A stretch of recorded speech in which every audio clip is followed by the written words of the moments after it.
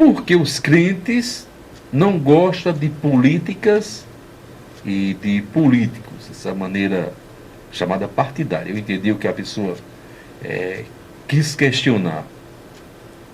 É uma verdade que nós não podemos negar, nós não podemos ofuscar o brilho do Evangelho, o brilho da santidade, ainda que sejamos humanos, inclinados às ações carnais, mas quando se trata da santificação, quando se trata da mudança, da verdade, nós não podemos negar a verdade à humanidade.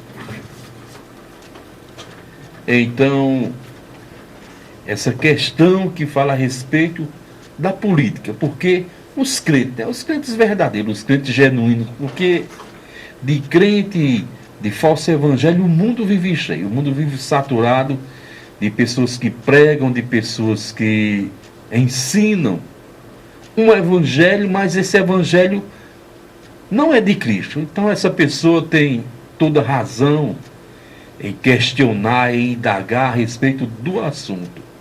Então o que nós iremos falar não se trata de partidarismo, não se trata da questão de política municipal, estadual ou federal, nacional, mas se trata da posição do verdadeiro evangélico diante essa temática. Vamos começar pela Bíblia. Aqui em 2 Coríntios 6, 14 e 15. Vamos entender porque os verdadeiros evangélicos não têm parte com isso. A Bíblia ensina o seguinte: não vos prendais com um jugo desigual com os ímpios, porque que sociedade tem a justiça com a injustiça? Que comunhão tem as trevas com a luz? E que concorde há entre Cristo e Belial? Belial é Satanás, não é isso? E que parte tem o fiel com o infiel? Se eu simplesmente parasse por aqui, já estaria respondido essa indagação, porque os crentes não gostam de política.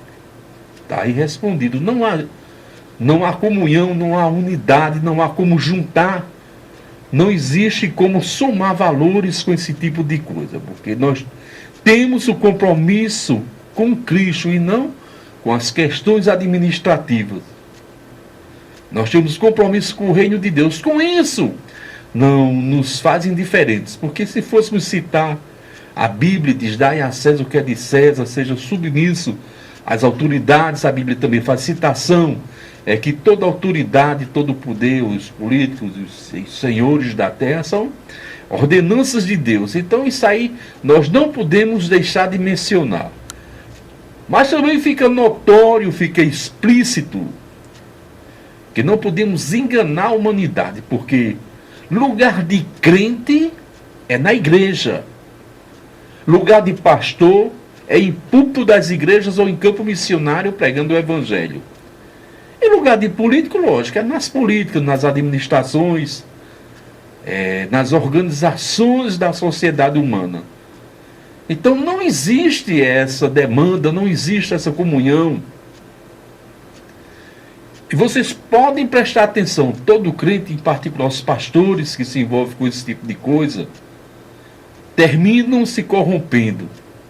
Se fôssemos citar tantos aí, que estão na mídia nacional, que estão em Brasília, defendendo isso, aquilo, quando na verdade estoura escândalos de corrupções. Estou falando agora da comunidade evangélica. E se a gente partir para as questões locais, muitas vezes, ou todas as vezes, nós observamos pessoas que eram evangélicas, fervorosas, muitas vezes até ajudavam, contribuíam na administração da igreja. E hoje não pode chegar em um programa de rádio, não pode chegar em uma rede social e pregar o evangelho, porque simplesmente vai existir um chorus, um corpo de pessoas dizendo: você fez isso, você está envolvido com aquilo, você ultrajou, você sonegou, você tem compromisso com Cristo, mas também é escravo do homem porque faz isso. Então essa é a posição que nós observamos em crentes que querem se meter, muitas vezes para ganhar um poder aquisitivo, ganhar dinheiro. Não existe nada de administração, não existe nada de buscar o bem, porque se os nossos representantes evangélicos, os que estão de Brasília até na esfera municipal, tivessem um compromisso, nós não estaríamos vendo a comunidade evangélica sem apoio. Quando fala apoio, ninguém está atrás de dinheiro, nem atrás de favor de políticos, de forma alguma. Mas eu falo em uma estruturação de leis que defendam o evangelho, leis que defendam, que sejam contra o aborto, contra o homossexualismo dentro do respeito. Cada um tem sua sexualidade, mas tem coisas que fogem do real, contra o crime, contra esses abusos que são cometidos nas igrejas. A cada dia nós percebemos, a pessoa vai dormir crente, é mecânico, é agricultor, é ferreiro, é profissional em qualquer área, vai dormir dentro da sua profissão e no outro dia acorda-se pastor. Ninguém entende, sem passar em seminário, sem passar por um crivo, sem passar por uma preparação. Não deveria haver políticas voltadas a esse tipo de organização. Livro de Provérbios, capítulo 29, versículo 4, diz o seguinte: o soberano que exerce a justiça dá estabilidade ao país, mas o que não gosta subverte essa nação e a leva à ruína. Observou porque não dá certo com o crente? E no panorama, no contexto, no quadro atual, o que nós mais vemos são corruptos no poder, que seja de direita, de esquerda, de centro, pessoas ultrajando, como nós vamos levar a uma esfera mais alta, custo de vida, questão de saúde, questão da educação, questão social, questão da justiça, de segurança. Todos sem apoio, sem suporte. Mas, infelizmente, chegamos a esse tempo, não é isso? Porque o soberano, o administrador que exerce a estabilidade do país, vai bem, mas o que não exerce leva à ruína. Também no livro de Provérbios, capítulo 28, versículo 15. Por isso que o crente evangélico não deve entrar nem como representante, nem como simpatizante, nem como filiado, nem como partidário. Simplesmente fazer a sua obrigação, ser crente e ser fiel.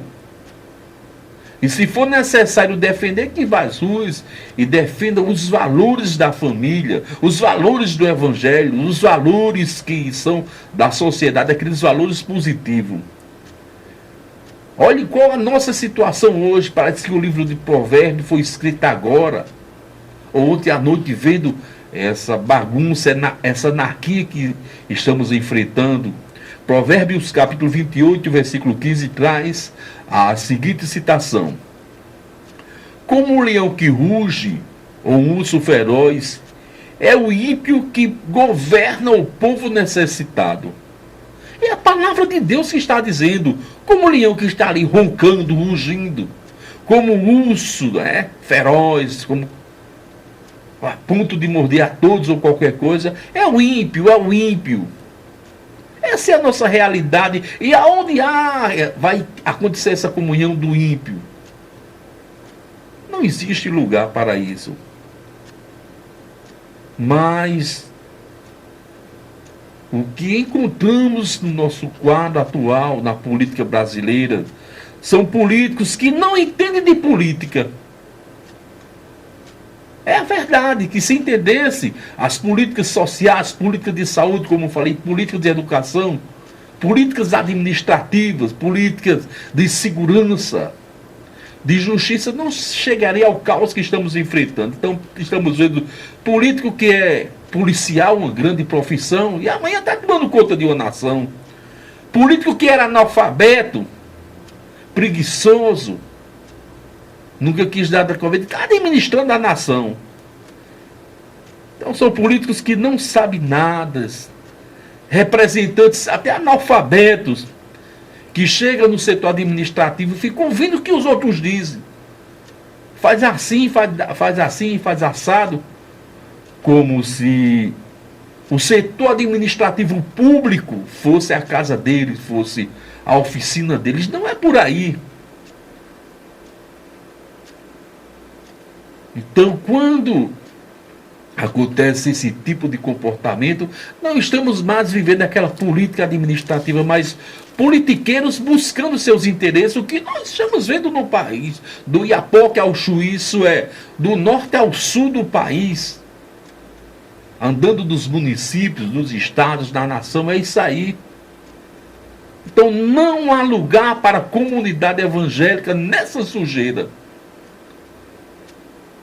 Quando falo em política brasileira, estou usando as esferas sem citar nome, se tem um ou dois ou três que agem direitinho, amém. Mas estou falando de uma maneira geral, de uma maneira abrangiva. Porque se for consultar a Bíblia, vamos ver mais um versículo, se tem lugar para crente nesse tipo de coisa. Minha amiga e minha irmã que perguntou isso com todo carinho, queria ouvir de nossa parte como é que o crente deve proceder. Provérbios 28:16. O governante sem discernimento aumenta as opressões, mas o que odeia os ganhos desonestos prolongarão o seu governo. Os governantes desonestos, né? Sem entendimento, só querem vantagem muitas vezes para a sua casa, para a sua família, para o povo ali de determinada cidade, ou de estado, ou comunidade que vive, o resto que se exploda. E não é por aí. Aumenta as opressões, nunca se viu um período tão opressivo como estamos passando agora. Onde nós temos tudo, onde nós temos a matéria-prima, mas observamos a falta de alimentação nos mercados, a falta de medicação nas farmácias, a falta de combustível subindo preços a toda hora. Baixa um pouquinho ali, depois a coisa estoura de novo. Mas por fim, porque um crente evangélico salvo em Cristo não deve se envolver com essa sujeira. Filipenses capítulo 3 e o versículo 20. A nossa cidadania, porém, está no céu, de onde esperamos ansiosamente o Salvador, o Senhor Jesus Cristo. Por que o escritor a Filipenses foi tão enfático, foi tão expressivo nessa citação? Para mostrar que aqui nós temos uma vida biológica, uma vida profissional, uma vida financeira, para sujeitar o nosso corpo e a nossa família. Isso aí é natural. Mas o crente deve entender que a sua cidadania está no céu, de onde estamos esperando o quê? E ele foi mais além, ansioso, crise de ansiedade. Então o crente pode ter ansiedade para o bem, para esperar Jesus Cristo, para esperar a hora do culto, para esperar a bênção. Esperamos ansioso pelo Salvador, o Senhor Jesus Cristo. Lugar de crente é na igreja. Por fim, Salmo 33 e o versículo de número 12, que traz a seguinte citação: Feliz é a nação cujo Deus é o Senhor, o povo que ele escolheu para lhe pertencer.